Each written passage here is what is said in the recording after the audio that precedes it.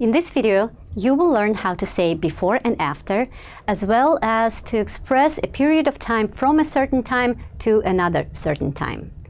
To do this, you will be using some prepositions that govern the genitive case. For this reason, it's important to memorize the genitive forms of numbers. Now let's start with number 1. You should remember that 1 is different from other numbers. It acts like an adjective and will have adjectival endings in the genitive case. Одного for masculine and neuter forms, and одной for feminine forms. The genitive case of numbers 2, 3, and 4 are двух, трёх, четырёх. Now, you may notice that all of them end in х, and also keep in mind that instead of having 2 forms for number 2, два and две, we only have 1 form in the genitive case, двух. When it comes to numbers 5 and above, you may remember that they all end in a soft sign, and they decline like feminine nouns ending in a soft sign. So the genitive of number 5, пять, will be пяти. 6, шесть, шести. 7, семи. 8, восьми. Note that here we have a fleeting vowel ye, which becomes a soft sign. 9, девяти. 10, десяти. 11, одиннадцати. 25, двадцати пяти. Now here also note that in compound numbers you will change the ending of both parts, двадцати пяти. This is different from the declension of ordinal numbers, where you only change the last number.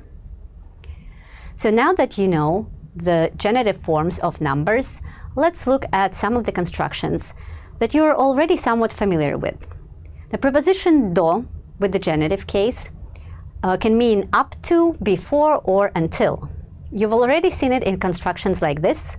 Как доехать до университета? Что ты делаешь до ужина? We can also use it in time expressions. For example, to say the library is open until 1, we would use preposition ДО with the genitive case of час. Библиотека работает до часа. Note that when we talk about 1 o'clock, we usually don't use the number 1, just the singular form час.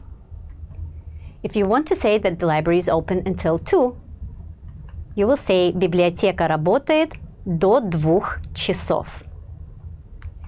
And if you want to say that the library is open until 10, you will say библиотека работает до 10 часов. Now, you may have noticed that we use the same form часов after number 2 and after number 10. This is not a typo. The rule that you use genitive singular after 2, 3, 4 only applies if the number is in the nominative or accusative case. If the number is in the genitive case, you will use the genitive plural form of the word denoting time after numbers 2 and above. Now, the preposition ПОСЛЕ is related to ДО. It means after, and it is also used with the genitive case. And once again, we can use it in time constructions. For example, if you want to say that you'll be home after 1, я буду дома после часа. After 2, 3, and 4, я буду дома после 2 часов, после 3 часов, после 4 часов. Once again, note the genitive plural form of часов. After 5, 6, and so on, я буду дома после 5 часов, после 6 часов, после 8 часов.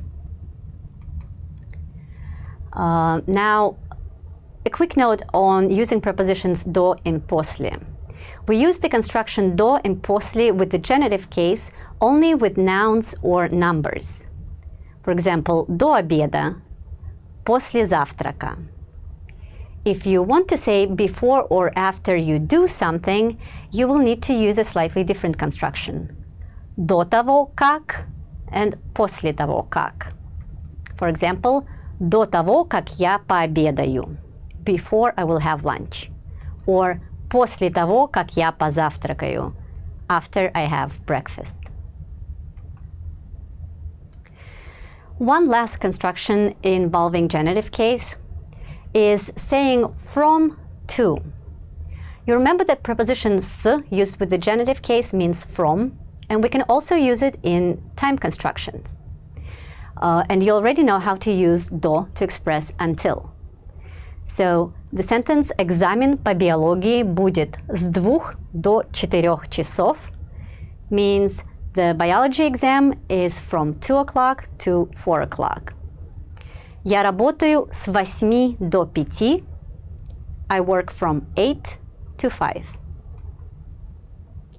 In the next video, we will look at expressions of time on the hour, as well as how to express approximate time.